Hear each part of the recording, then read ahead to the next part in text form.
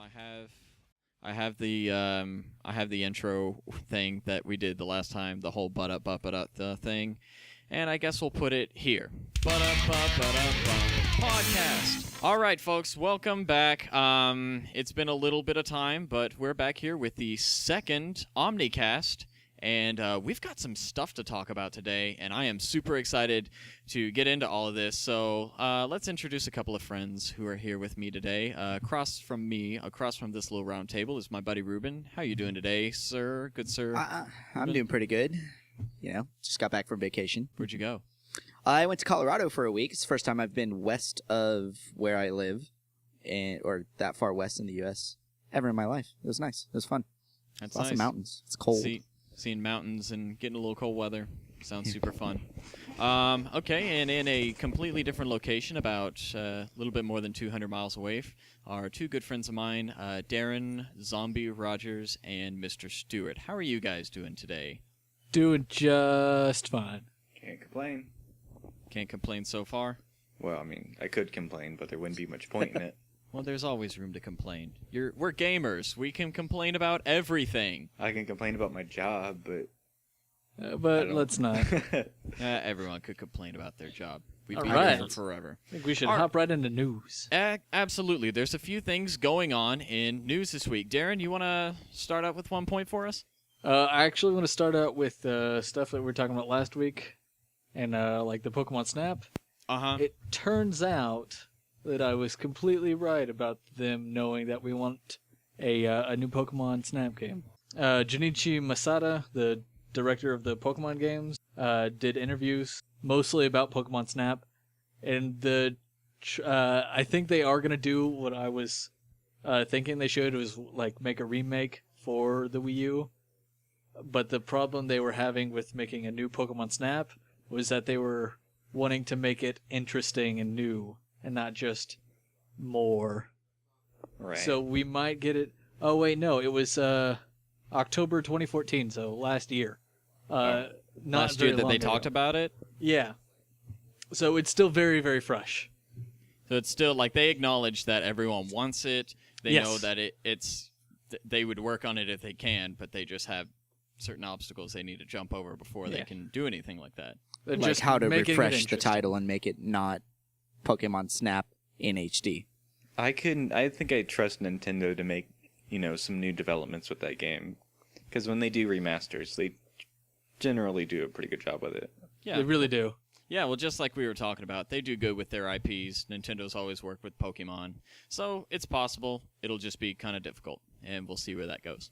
Well, they have actual respect for their mascots and stuff, so... Mm-hmm. For sure. A little bit of one thing I wanted to touch on, and just because I was familiar with this series, Dragon's Dogma Online is going to be a thing, but what disappointed me is that it is going to be pretty much an exclusive for PS3, PS4, and Windows, which I have It access doesn't really make to sense, some of those, but okay. I mean, I can't tell you how many times I played through Dragon's Dogma. It was several, like I want to say at least 4, and Jesus. it was great every time because it had replay value. It had all this stuff, blah blah blah. But it was really good. But they're basically making an MMO out of it. They've also talked about, hey, we're locking this to 60 frames per second when possible. Now, in an MMO, that's almost Never. unheard of. Wow, but, That's never. ballsy. I mean, When well, possible means It's in cutscenes. fucking Cutscenes. never.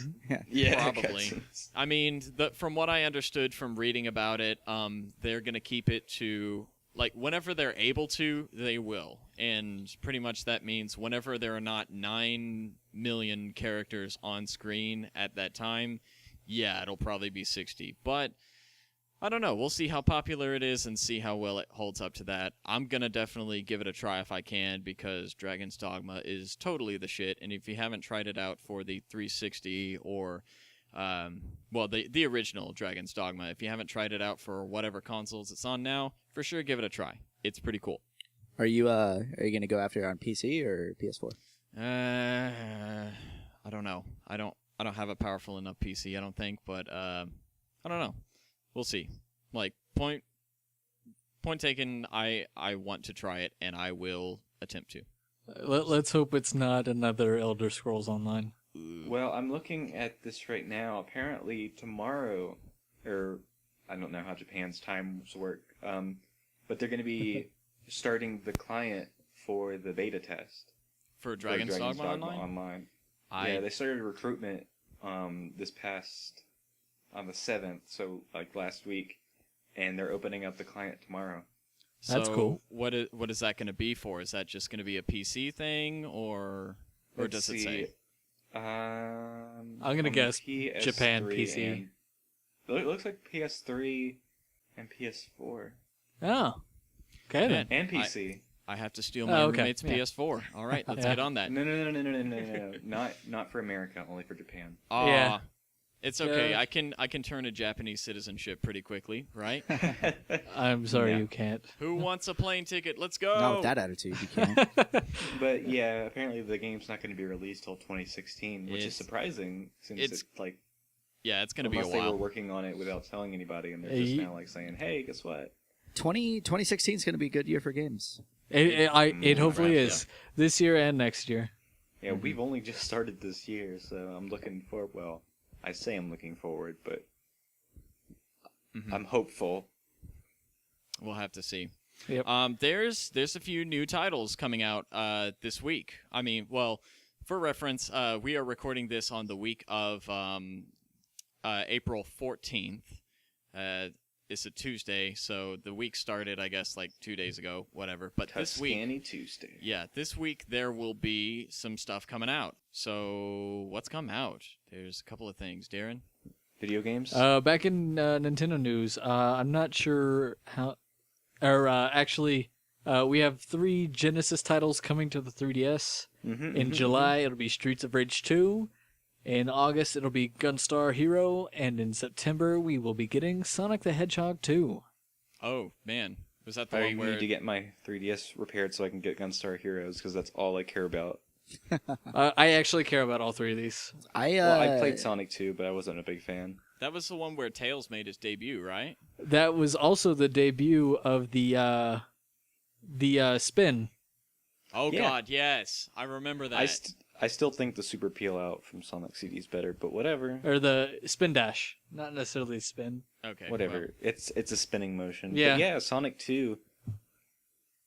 I think this is just Nintendo saying, "Hey, we're making amends. You know, we're all friends here." like, hey, we acknowledge that Sonic Boom happened, so here's a good one. 3DS finally has enough blast processing. It does. It can finally handle all that Sonic which action. actually was a thing. It was just called blast processing because marketers Yeah. It's a colloquial term for it being able to blasted process. to the CPU or something. Yeah. That'll It be was just a cool better stuff. processor. Yeah, we'll see what comes out. Well, that means future 3DS gaming is going to be awesome too. So Yeah, it is. We'll keep an eye out for what's going on there. I can't wait till we start seeing GameCube titles. Oh my God, that's Yeah. They're bringing Yeah. DS titles onto the you imagine? store now. Could you imagine Phantasy Star Online for 3DS? Oh my god. Oh, would love that. I would get a Phantasy 3DS Star. just for that. I would would love be to some see cool like shit. Metroid Prime. Yeah. Well, yeah. I've been talking about that forever. There needs to be more really good stuff like I miss from the Metroid Metroid Prime series. That was fantastic. I have I the CD, totally but it's have scratched. Phantasy Star Online sitting on my shelf right now. I You love should that let me game. play that. It is, yeah. It's some so good stuff. fun. Well, you know what else came out today? Freaking Mortal Kombat X. If you're a fan, and Boo. yeah. Well, I mean, I'm not. Come super on, big I'm not super big into it, but like Mortal Kombat is a legacy. It's been around for forever, and it's And apparently it is hand and fist better than the last like 3. So Well, everybody's good. loving it. Yeah, the Yeah, last I 3 won't was argue with the that. last 3 apparently have been like there. Yeah, we still exist. Yeah, please look at me. But I still like the original arcade version overall, even though Yeah. it's bullshit. Yeah, but this next one, I don't know. I have hopes for it. I'll probably pick it up at some point. I mean, I like my too arcade much. fighters every once in a while. I'm not. It's not my niche, but I don't know. It looks cool. One thing that kind of blows about it, though, I mean, you will have your regular, like everything that's cool about it. You'll have your fatalities, your brutalities, and whatever. But they've announced that they're also going to have different fatalities and brutalities and stuff available as microtransactions, which boo. Yeah. So, Are you Yeah. sure they're Gross. different? I would hope Because so. I think they were not necessarily different, but they're kind of medallions for doing them easily. maybe. What? For That's yeah, even for worse. those of us. I need to Yes. look up on this more. They're going to make it easier to do brutalities and fatalities. Why? I don't That's- think it's that's all half of them, the but they fun. have. I think they're called medallions, I'm and done. you get No, like I'm 2 or done. 3 free. And like those will just make it easier to perform That is those so specific fucking fatalities. dumb. That is so No, I'm No, kind of no, okay. No, shut up. Listen. No, but seriously, the great thing about fatalities was that they were so difficult to pull off. The great thing about Mortal Kombat in general was that it was difficult because you had to learn the very intricate mechanics of the game and all the different combinations. Because when And- you finally pulled it off, you're like, holy shit, I am God incarnate. in Yeah, my I- God 16-bit incarnate. I form. just Totally ripped this agree. dude's head off. Yeah. And when you did rip someone's head off and pull out their spine and laugh, it was impressive for both of you because he's like, holy shit, I can't believe you actually managed to get it right. And you're like, yeah, I'm pretty badass. Yeah, I'm awesome. Yeah, I totally agree with you, but I'm one of those Instead of people who being like, suck, I have and more I would money than totally you. use those medallions. I gotcha. suck at Mortal Kombat, and I would. No, fuck that. I'm not going to use those. Yeah. Well, I mean, I'm I'm also going to embrace the fact that I suck and play games that I can pull off those really badass moves like Guilty Gear or some shit. yeah. That's I mean, well, from what I understand, like those microtransactions, they'll be like $1 a piece. That's more than. I mean, yeah, I it's more want than to- I would pay, but it's not like you have to buy all of them at once for $50 Well, or yeah. You Can I know, just buy a game and get everything with it, please? That's never going to happen again, No. ever no, again. you Oh, can. Steve. It's just you won't have the easy button, and I'm actually totally okay with microtransactions as long as they're not required to win. Exactly. Yeah, exactly. Yes. And if it's a microtransaction that makes doing I guess fatalities are you've already won by that point, right? Mm-hmm. Yeah, I guess- I mean, the I guess that silver makes it a little lining. better. The silver lining should be like microtransactions. They've gotten better about it. Like used I to, hope it so. was when it was first an idea. They're like, oh my god, think of how we could use this to money. We could sell and- half the game after it's already been shipped. Yeah, Mhm. Great. as long as they stay cosmetic, I'm okay with my microtransactions because I'm not going to throw my money down for them. You know, Exactly. I don't need to. Yeah. I guess that's fine, but still, that makes me mad. All right. Well, moving on. There's some stuff happening for Destiny in the near future. Is that correct? Can I admit something? I was adamantly against Destiny from the word go because I am so tired of this shit about we're gonna set it up so we can add content over 7 years. And when the game released, and it was like, how much money did they put into it? Like $4 billion. You are incorrect. You have been misled. Well, there was a lot of money put into this game, right? No, let me set the record straight. Activision set aside $500 million for Destiny as an entire entity. not bad. The entire $500 million was not spent on this game.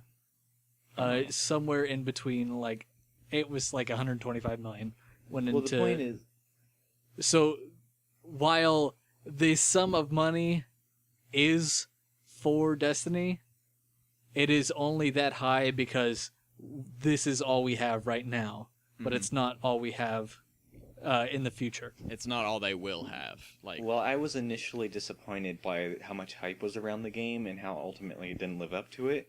But over the course of several months, I'm actually starting to warm up to it. Like I'm Good. seriously considering getting into it because it because looks they have more fun. stuff. Yeah. It's Yeah. worth getting into. I promise. It's Well, I mean, with the new content that they're releasing now, I feel like this would be a good time as any for me to start getting into it. Absolutely.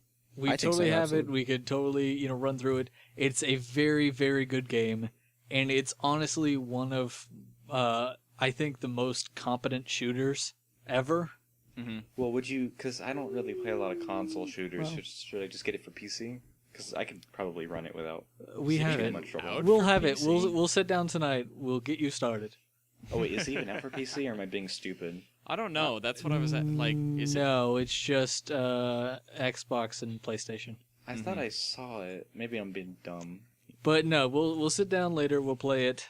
You'll have a lot of fun. Roommate bonding time. There was there was totally far more shit thrown at it than was deserved. Well, there still is. Like, I mean, I understand that there are quite a few legitimate complaints about the game, but nowhere Not near no enough not to- not really. There was a few. There was like 3 legitimate complaints that people have just run with forever.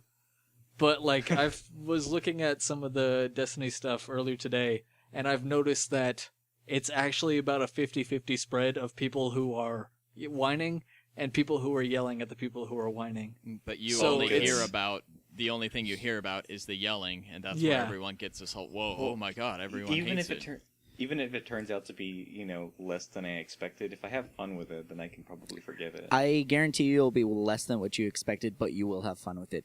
I feel No. like Destiny fell into one of those traps where everybody has these ultra high expectations for it, like these unbelievably high expectations, and it's impossible to live up to that. But Whose it's an fault is amazing that? game. It's the consumer's fault. Like, Exactly. No. quit doing that. No, No, because quit doing there that. was Stop it. we could definitely go into depth about Destiny, but that's not the Bungie franchise we're going in depth with today. No. So I'd like Absolutely. us to move on. That's true. Yeah, I was about to say we Just- should probably look at the stuff that they're bringing to Destiny. Yeah, like it's supposed to be dropping next month. I think the 20, May 19th. May 19th. Why was I gonna say the 25th? I don't even. Okay, I don't know. Well, it's almost a week later. something like that. Well, yeah, the next expansion is coming out. What is it's House of Wolves. House of Wolves. And this time, instead of Ooh. focusing on the Hive, we're focusing on the Fallen. I mean, looking at that trailer, it looks like it's going to be pretty neat. I mean, I'm all about I'm all about what it looks to be. A little bit of a disappointment. There will not be a new raid dropping. I'm this totally new one. okay with that because they're going to be releasing raids on a schedule, Mhm. and so not with a regular DLC. They'll just be by themselves, and so I'm totally cool with that. Okay, so they'll still be there. Well, what does this expansion include then? In that case, With this expansion, we'll be getting the tournament in the Prison of Elders. It's gonna be like the Thunderdome from Borderlands, where you have just like waves of enemies, and Mhm. eventually you'll win a prize. that's a And like they'll also have the Trials of Osiris. It's gonna be new multiplayer, competitive multiplayer stuff. We're also going to be getting more vault space. We're going to be getting 4 more armor vault and 4 more general, and almost double the weapon capacity. So people will stop bitching and moaning about it. Let's see. There'll be new strikes and new story missions where hopefully we'll get actual story. But I kind of doubt it, but it's okay. Yeah, how many were there with the last one? There were like 4? Like 4 missions? 4 or 5. I can't remember off the top of my head. Mhm. But my favorite piece out of this is we'll be getting new upgrades for the legendary and exotic gear that we already have. So it'll be more variable per character. So everybody's not going to be wearing the same 4 pieces of armor. That'll be a good thing. I'm tired of seeing that Mask of the Third Eye on everyone else. And I'm like, Yeah, this is my helmet. Damn it. I have no context for that. It's alright, we'll get into it later. And we'll get it. But It'll be cool. I think we should move on to one of my favorite series ever, And that Harvest is Moon? Halo. Oh. Yes. So that's going to be our big point. Well, first we're going to be talking about, stuff that's already been our favorite Halo titles and kind of why they were our favorites. And so I guess I'll start with myself. And Halo 2 is my favorite because it was my first taste of multiplayer and having an online community. And, having a group of 16 people getting out of the maps and exploring, that was some of the most fun I've ever had in a game. It was the first real successful way that they kind of connected everyone with multiplayer. Well, just more of as a community. Like, that's when Xbox Live was refined. I mean, you had it for CE, but Halo 2 was the first time it was No, actually you didn't. No, CE didn't have it. CE talking was about totally couch Xbox Live. multiplayer. Yeah. Oh my See, god. Halo yeah, 2 was actually, first I think Xbox Live multiplayer. I'm actually gonna say that Halo 1 is my favorite. And Because why? Why is that? It was actually kind of one of the first console games, or console shooters, I should clarify, that I ever got invested in. Because I wasn't into shooters at the time. I had like a GameCube, and I was playing mostly Animal Crossing and stuff like that. Mm-hmm. And I had an Xbox, and Halo 1 came out, and I had no idea what it was. All I knew was it had Space Marines or something in it. I'm like, well, I like space. Pretty much. So I'm going to get this. And it was amazing. Like, I had never experienced that genre of gaming and was completely blown away. The only thing I could compare it to at the time was Metroid Prime. But, I mean, this was just something completely different, and it was amazing. And I remember when I was in high school that my classmates, and I They weren't your friends. torrented PC versions of all of Halo 1 on all the computer lab computers. Oh, of course. Everybody at our school did Everyone as well. had, they had their own And we copy would on their have- freaking laptops, and We would with that. have so many people during lunch just playing against one another. It was amazing. Maybe that's We why also- I think that was like a time when everyone kind of connected with it. Yeah, that Halo CE multiplayer or online multiplayer that we had, that was modded in. That wasn't released by the creators. Same. And maybe I'm thinking like Xbox Live was around at the time, but not really used. Well, I mean, it's nothing the like Halo it is CE today, multiplayer online ran through GameSpy. Yeah. Okay. Yeah, I was not. I was not an Xbox person at that point. I was a poor little. I think I was still into my N64 at that point, because my parents were like, "Ooh, Microsoft." I was a PS2 really kid at the time. What really surprised me about the game was the scope and scale of it.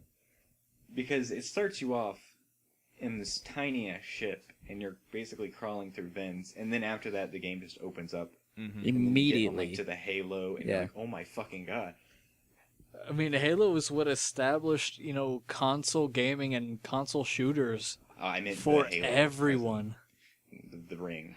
Yeah, that Yeah, was sort you of know what I'm saying? that was the point where that was Microsoft's Well, pretty much physical their- and meta. and meta. Yeah. Well, I mean, meta for, establishing it as a legitimate, enterprise and entertainment. Mm-hmm. And that just kind of started out as, well, correct me if I'm wrong, like that was Microsoft's project for the Xbox. They're like as a first release, pretty much, because that followed shortly after the release of the original Xbox, right? Yes. Yeah, so that was kind of them saying, hey, let's put out some pretty serious content for this. Hey, here's Halo. And I guess maybe they didn't mean for it to become what it is today, but it was certainly a hell of a starting point. Right. Exactly. Halo 1 was definitely one of my favorites. I spent a lot of time with couch multiplayer, Rockets on Hang 'em High.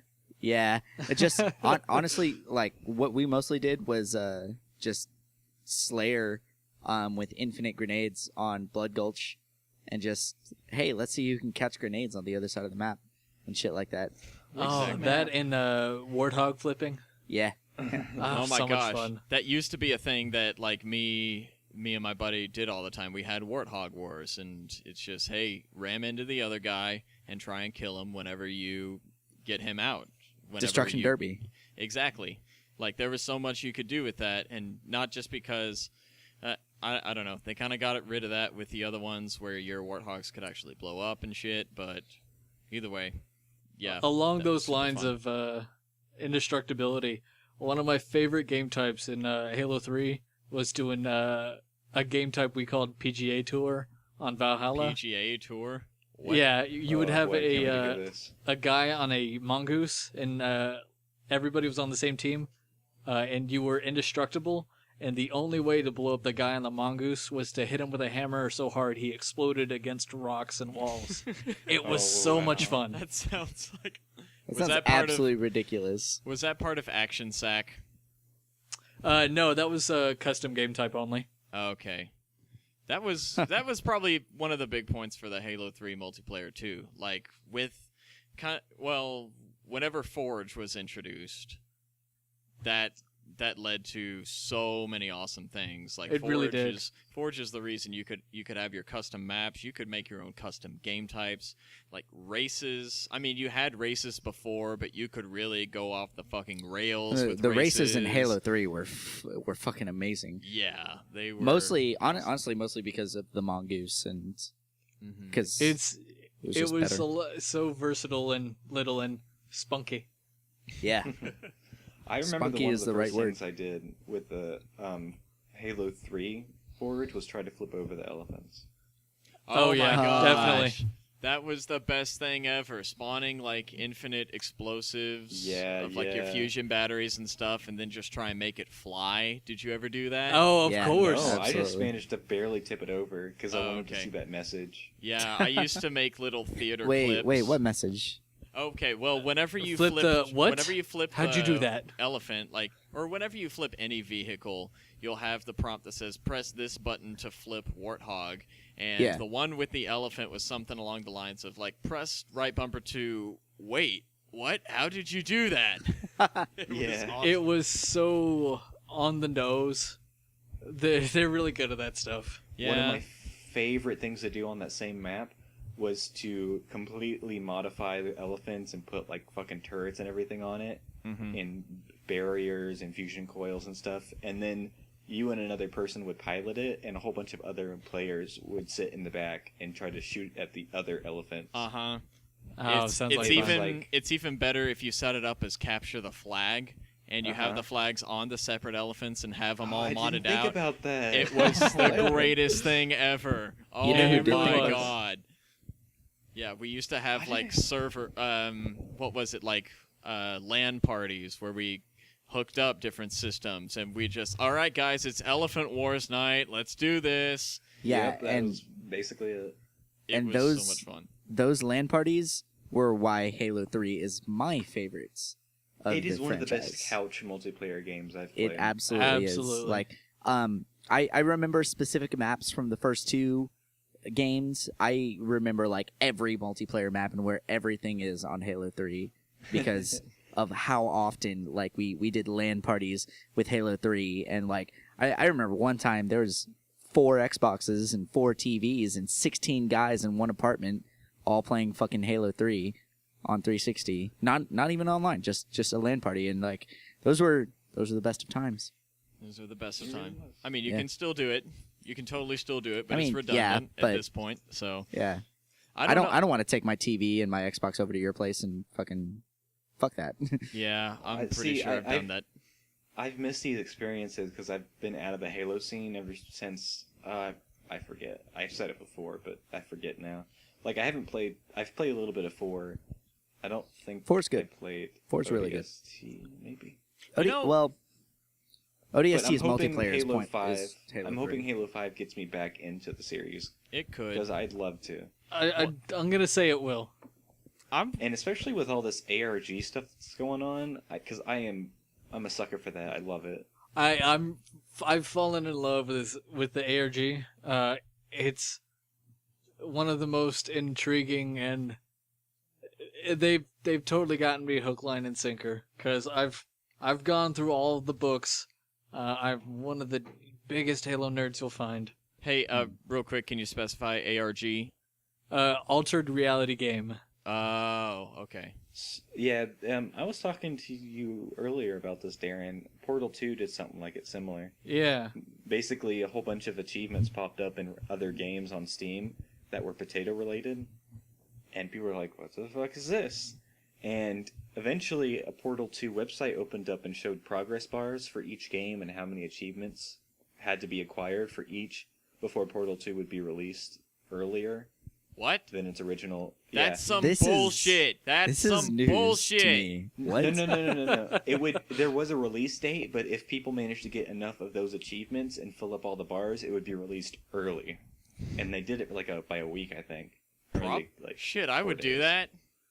Yeah, it was funny too, because a lot of games really took the potato thing and ran with it, like entire potato-themed levels. Like, A Reckless Disregard for Gravity had one that had floating potatoes everywhere that you had to dodge. Oh my god. Potato It's also a really grenades. good game. Although I don't know how to spell it. It's like a whole bunch of A's. A Reckless Disregard.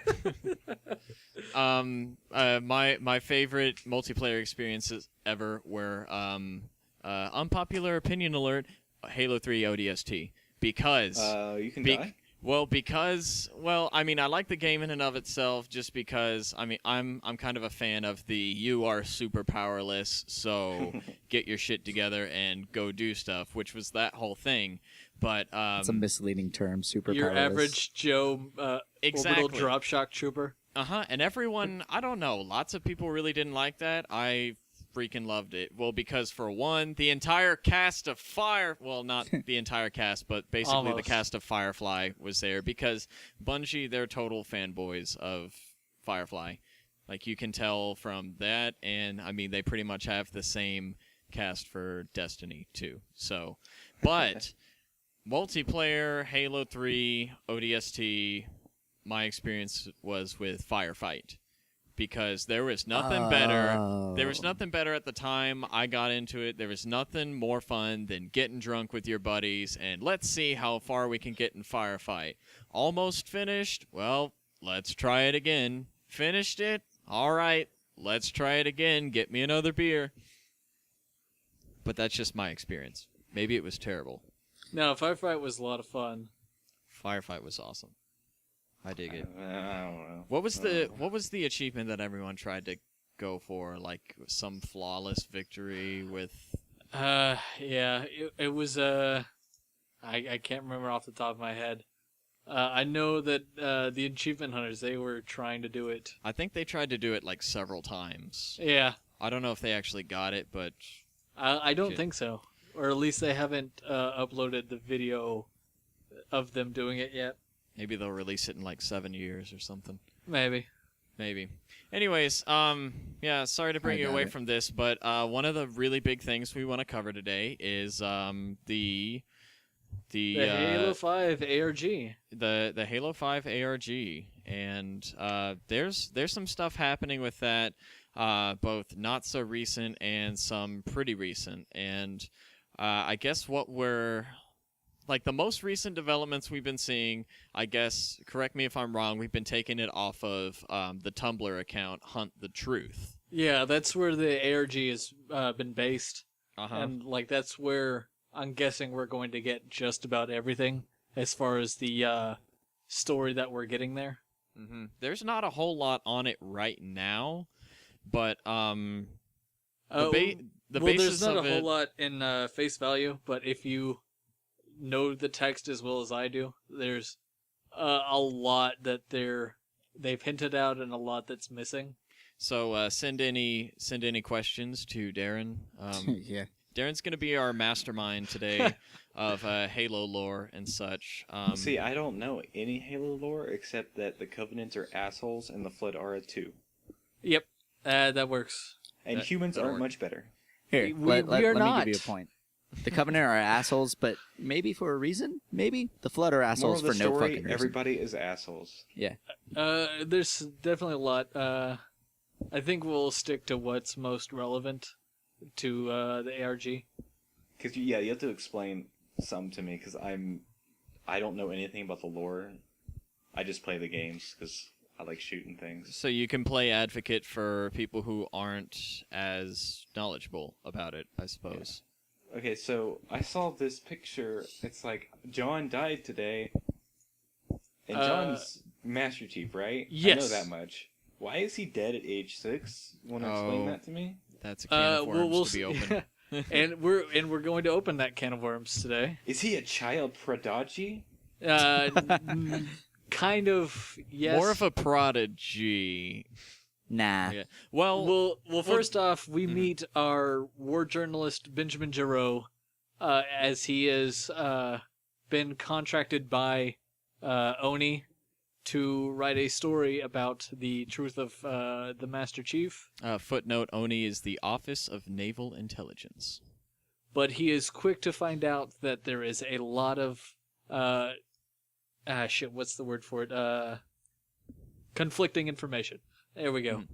Bunch of different stories from a similar group of people, I suppose. Yes. Mm-hmm. And so one of the first conflicting things is that, yes, there is a record of John dying in 2517 at the age of 6 from multiple organ failure. That's not stated in the file, but that's what it is.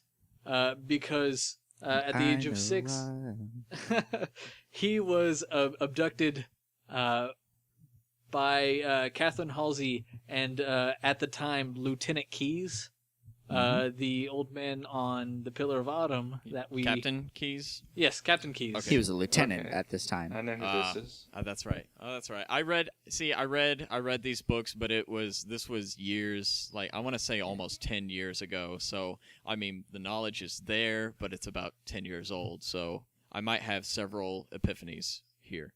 So just ignore me.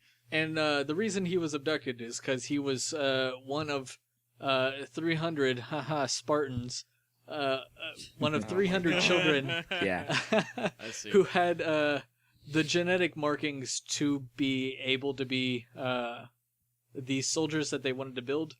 And it's not for any special reason other than like the laws of probability and things will just happen. And so they were looking at these 300 children to see which of them, only half, 175 kids made it into the program. John being candidate 117. He was actually the first one to be interviewed. Or not necessarily interviewed, but he was the first child that they met. Like the first one they came in contact with? Yes. Okay. And so when they abducted these children, they left a Flash clone in their place. And the Flash clones weren't made well. They die, all of them died within a few months of the abduction. And were these Wait, so why would they make these shitty clones? What purpose? That's actually a very, very large point of contention with the Halo 4 lore.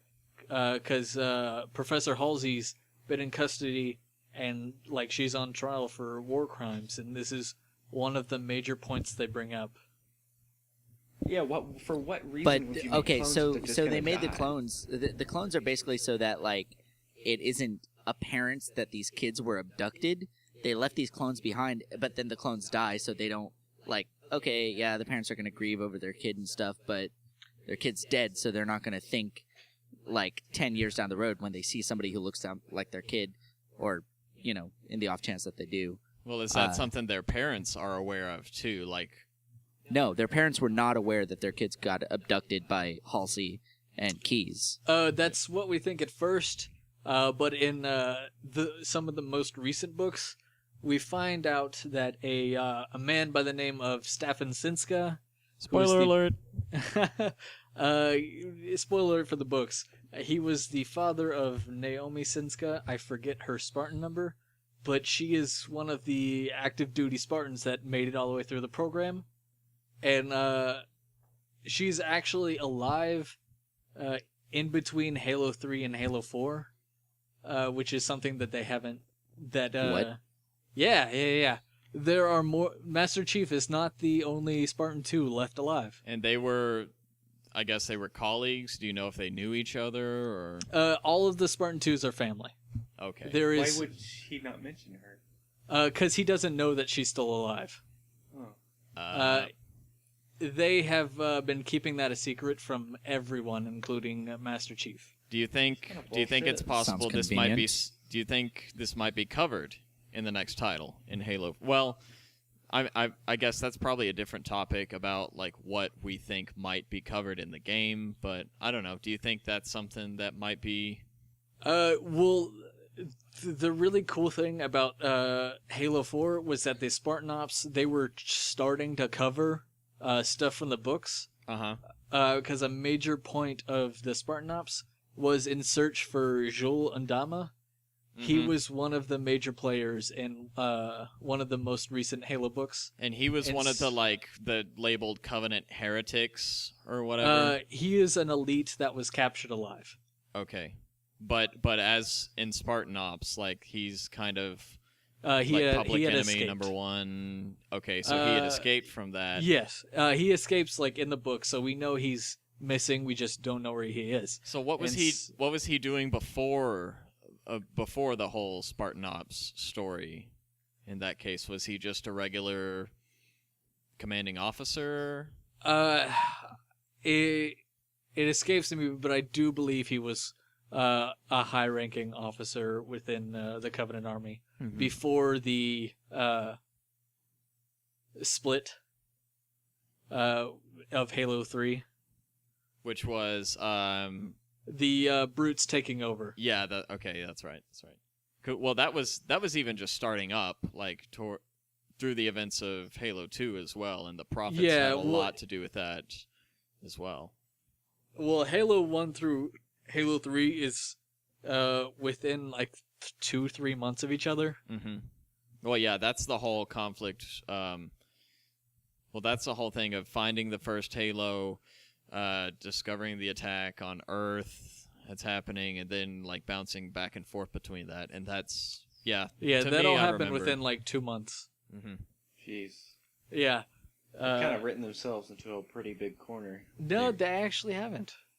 Well, I mean, that's the why is problem that? with a lot of these series, is that they have to make up stuff that happens before the original, but the original wasn't designed for any of that shit to take place, so it's like, he was cloned and flash cloned. Well, and no, aliens. actually, the Fall of Reach book, that was actually released a month before the original game. So they've kind of had this all planned out from the very beginning. Well, I'm gonna shut my mouth. Yeah, no. The entire basis of the story was that he was cloned and they were taken as kids to be trained and then augmented into Spartans. So they had this all planned out before Microsoft was like, "Hey, let's make a game." Well, maybe not the basis like they for were Halo being 5, developed but the story. in conjunction. Okay, so, but they had the idea of we're gonna have a hell of a story behind this, but let's just go ahead and get this started. They were kind of. Yeah, you don't want to ambush people without too much information. Just know that there's this guy named Master Chief, and he gets shit done. Yeah, leave room for expansion. Which that's they've pretty smart. they've really taken advantage of, and still doing a fantastic job of so. All right, so we move on to the interviews that Benjamin Giroux has been doing, and all of these can be found. The ones that are being put out, like this is a series that's going on right now, but correct me if I'm wrong, there are 3 episodes up on the Tumblr right now, and that's, well, I mean, he has the interviews in these episodes, but this is still kind of an ongoing thing, correct? Yes. Okay. We are current and up to date with everything that's been released right now, and there will be more in the future. Okay. So we get to our first interview, which is Dion Govender. He was the teacher, right, or the coach? Yes, he was a teacher in Elysium City, John's hometown, and he's a survivor. But what we've come to realize is that he, along with some of the others, are most likely Oni plants, so that Benjamin gets the story that they want, which quickly becomes conflicted and proven to be untrue. And all of that is kind of tripped up by, well, this will be a point in the future, but that's all tripped up by that document, that census document that he found, yeah. The testament of Ellie Bloom, Katrina, and then the census document. Ellie Bloom and Katrina are 2 of John's friends from when he was 6. And after testimony from Katrina saying that John died at the age of 6, or that immediately conflicted with Dion's testaments that he was a gym coach and that he interacted with John around the age of 12 when he was in 6th grade. And again, like if you've read, you understand the whole Flash clone thing, but this is Benjamin starting to realize that, wait a second, like these two timelines or two stories don't match up, right? Right. Okay. He's so it's intentionally, like there's intentional flaws. Yes. And so he's likely receiving 2 different stories. He's receiving the stories that Oni wants, but he's also receiving the real stories with help from Mishak Morandi. Mm-hmm. He's labeled as a quote-unquote truther. He's a conspiracy theorist who has been leaving messages for Benjamin every single day. That's a guy who sounds like Camille crazy. Nanjiani. Oh, comedian, right? Yes. That guy. I think it Josh sounds like Peck? him. It's very distorted, Mm-hmm. but it does sound a lot like him. Yeah, a lot of these. Yeah, well, I mean, kind of on the side, a lot of these. I guess these voice actors who are helping play with these episodes and interviews and stuff. Totally. Well, I mean, I recognize one of them in particular, which I will comment on later, but some of them just sound really familiar. So, Yeah. And if you're like me and are way into the whole voice acting thing, I don't know, that's something neat to look up. All right. And so we move on to interview 2 of Ellie Bloom, who is most likely found by Oni, but not fed a story to give to Benjamin. Mm-hmm. And so she knew John, but least of any of the other characters that we meet. Like, knew him just kind of as a colleague, I guess. No, knew him as a child. Oh, okay. And so, like, she is in touch with one of the other friends of John and her, Katrina. Mm-hmm. And so when Ellie Bloom is talking to Katrina away from the interviews, she finds all of this conflicting information and comes back to Benjamin. In a which different sends- episode, even. Yes. So that sends him into hunting for the truth. And so we find our next, I'm going to say Oni plant in Thomas Wu.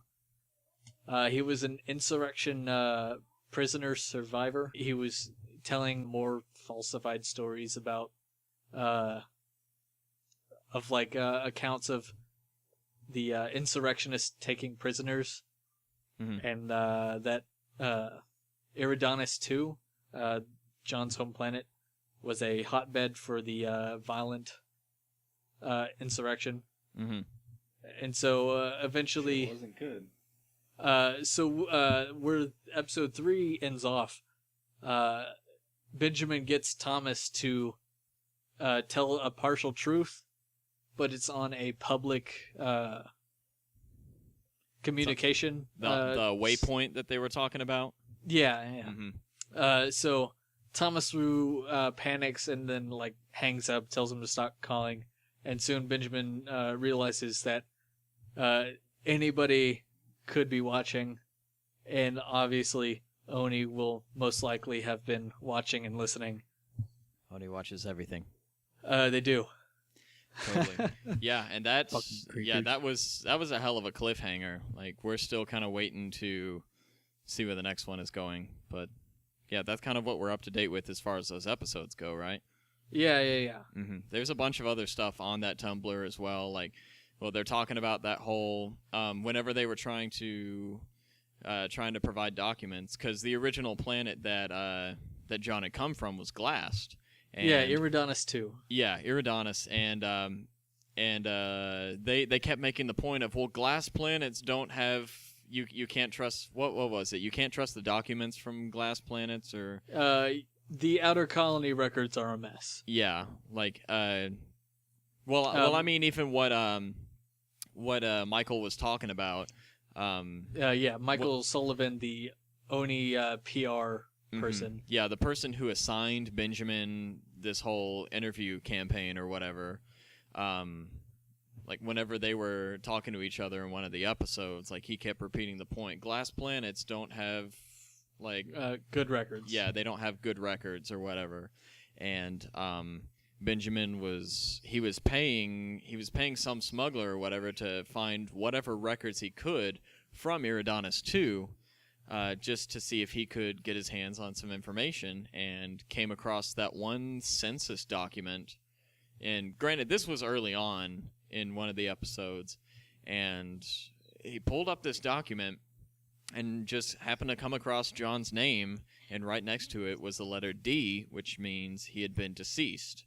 And that was sort of the turning point of, whoa, wait a second, this doesn't match up, blah, blah, blah. Yeah, picture that's on the Tumblr. Did you see that picture that that was kind of analyzed and used by Oni? The Halo 2 cover. Exactly. Yeah, it was redone. The story that what I took from that is because Benjamin says he was at New Mombasa whenever the whole invasion started taking place, and apparently he was the one who took that picture. But the original one he took, I guess it was the one that was above it. Yes, like the first, Mm-hmm. the first picture was the raw photo, and then we had a second picture of some editing marks of stuff to be removed, like editing notes by Oni, I guess it was. Yep. Yeah, and then we have picture 3, which is the Halo 2 game case cover, which is the supposed end result of that whole. It's actually campaign. a really cool way to re-engineer past things. Mm-hmm. Yeah, that's pretty cool. Like, I like Yeah. that. Yeah, I mean... Well, is this, like, meaning that, like, 343 Studios or whatever is this company? I'm making the statement that 343 is Oni. And why is that?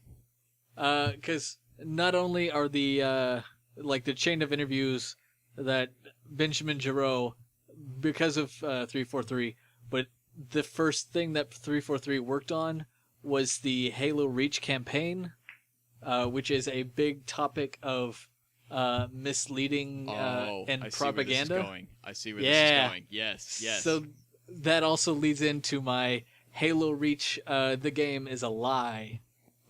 I remember us talking about this. Oh my god. It's piecing together. Epiphany! Having never played Halo Reach, explain to me how it's a lie. Yeah, explain this. The first part that you don't really realize is that the characters that you are playing as are not Spartan 2s. They are Spartan 3s. With the exception of George 052, the really, really big guy. What are the biggest differences between 2s and 3s? Spartan 2s were the children abducted. They ran through the full Spartan program. Which are who John grew up with and trained with. Yes, the Spartan 2s are John's family and compatriots. There are no strangers amongst the Spartan 2s. There were 175 in the initial program, of which only 33 made it through the augmentation process. It left a lot washed out beforehand. Yeah, in training, because their training was super fucking intense. Yes, and lasted from age 6 to 12. Yeah. And so it was it was more difficult than anybody has the right to know. And so when we got to the augmentation process, 33 made it through. I think 12 were critically injured and were moved into either moved completely out of service or into support roles inside Oni. And then we had 20-something who had died during the augmentation process. What about the Spartan 3s? Are they just the next... The Spartan 3s were actually conscripted by Colonel Ackerson. He's a person that we haven't necessarily met inside the Halo game universe. He had a very much stripped down version of the Spartan program that was with like the Spartan 2's teacher, CPO Mendez, and one of the actual Spartan 2's, Kurt, who was thought to have been lost in space and died. He was actually their teacher, and like it's a lot in the other books, but I'll stay in Reach. As far as the game goes, the Spartan 3s were not as well grown in a like agricultural sense, and so because they weren't taken in as kids. They were no, they were also taken in as kids, but they weren't quite as high of genetic superiority. okay. So they were not given the same augmentations. They were given a lot less. They were also given a lot less. Their version of armor, it was like the Spec Ops armor, which isn't anywhere in the game. It was kind of part cloaking and like light body armor. I remember. Okay, correct me if I'm wrong, but Colonel Ackerman and most of these characters that you're talking about made their first appearance in Ghosts of Onyx, right? Yes. Okay. Okay. Which is a big point of contention because the Spartan 3s are nowhere in the Fall of Reach, the book. Yeah. Even though that's what you're playing in the game. Okay, so that's okay. So that's why you're saying it's a lie, because I've read Fall of Reach, and what you're saying is there's these Spartan 3s in that game that don't correlate to the book that matches with that game. I get what you're saying. Yeah, well, because essentially none of that existed. Yeah. The Spartan 3s, they weren't that high augmentation. They were also abducted several years later. After the Fall of Reach? Or after? No, I think it was before the Fall of Reach, but after first contact with the Covenant. Okay. So it was kind of his plan in getting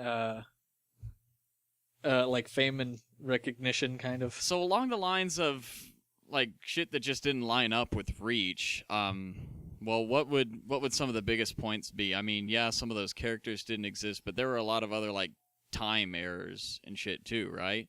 Yeah. One thing that they don't explicitly say is that in the book, the Fall of Reach happened in a day. So like Covenant showed up, a few hours pass, the planet's dead. Wow.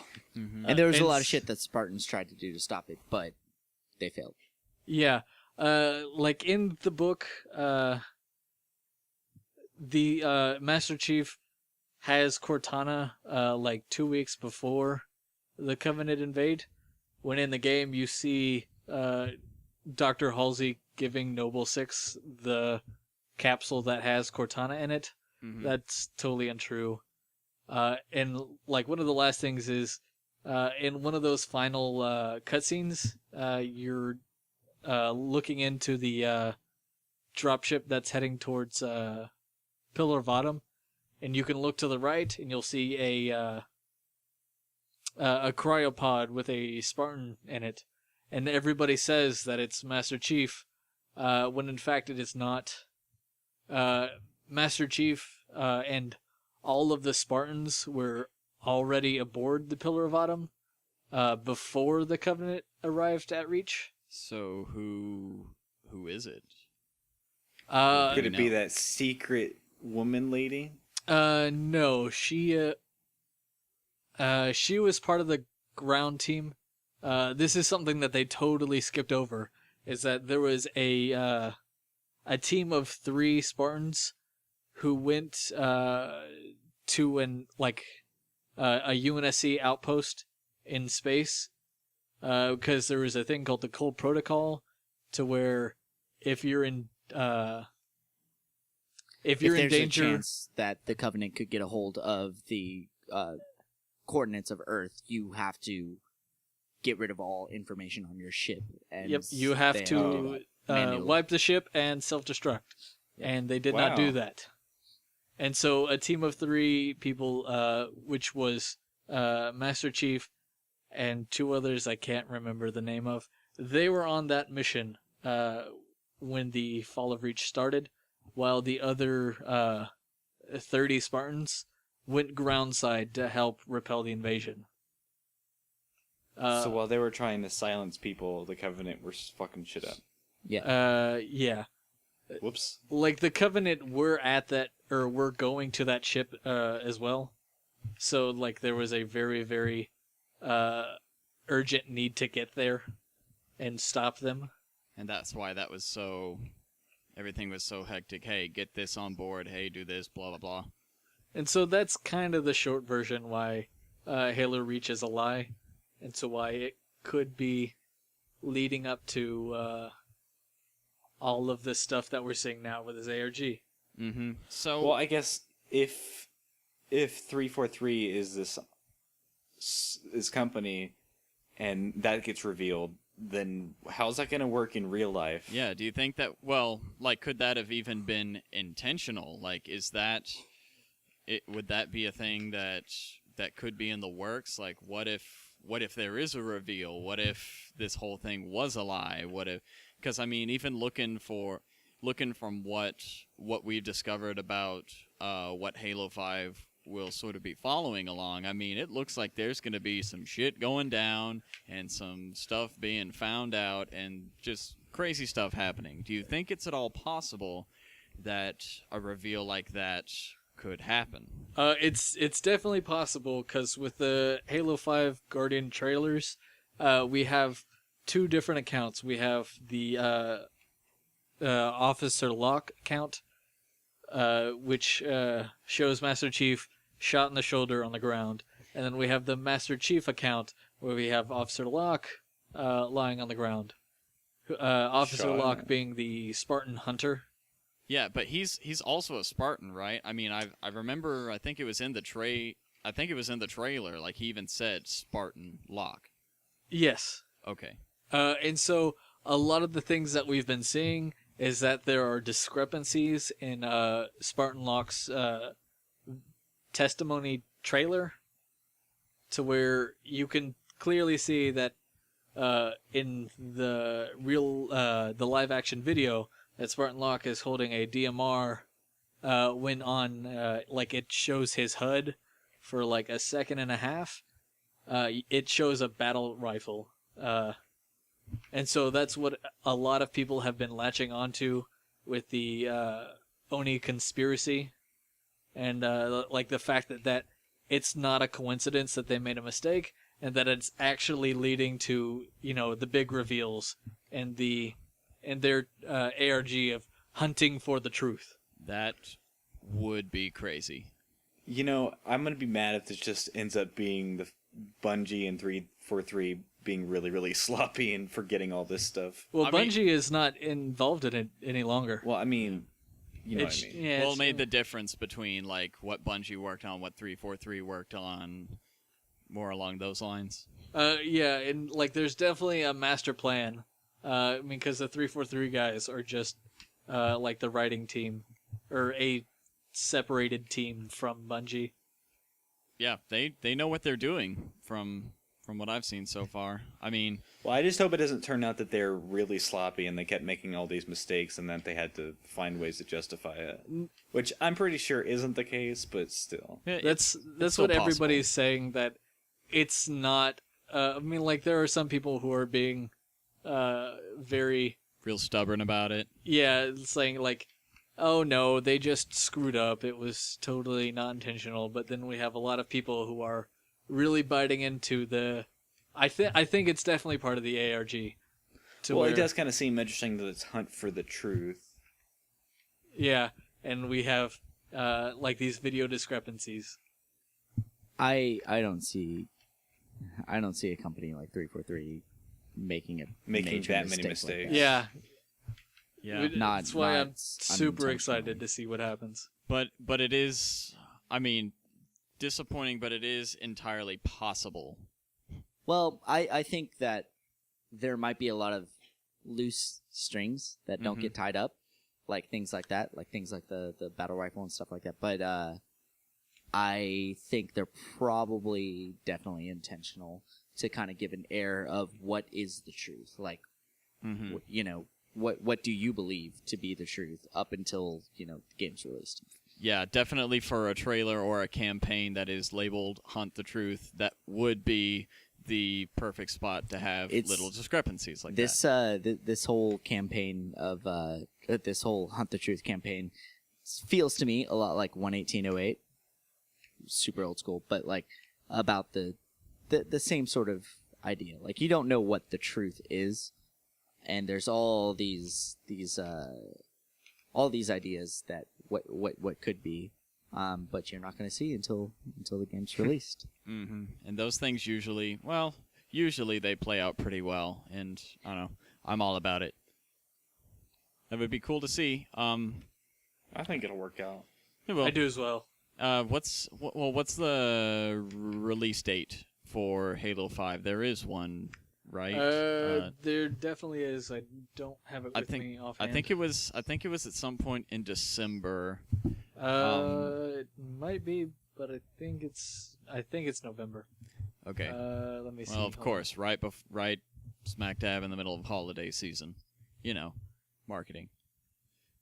Smart stuff. Well, who's going to compete with Halo? It says release date is October 27th. October 27th this year? Yes. So right before November. Okay.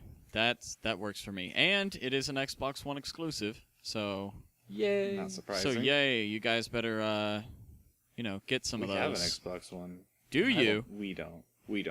Oh. Well, Kinda. Matt has one. That's better than none at all. So now you can actually get on to do stuff like that. Well, gentlemen, I think we've done it.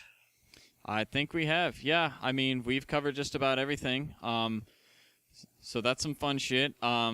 Just for reference, this was recorded on April it's midnight now, but we started on April the 14th. Let's see if we can do this again next week. Be sure you stay tuned. Hit that like and subscribe button. It is proven to lengthen your life and give you many riches and glory. And yeah, that's gonna be fun stuff. I gotta get on that. Yeah, I know, right? Might even make you longer. Exactly.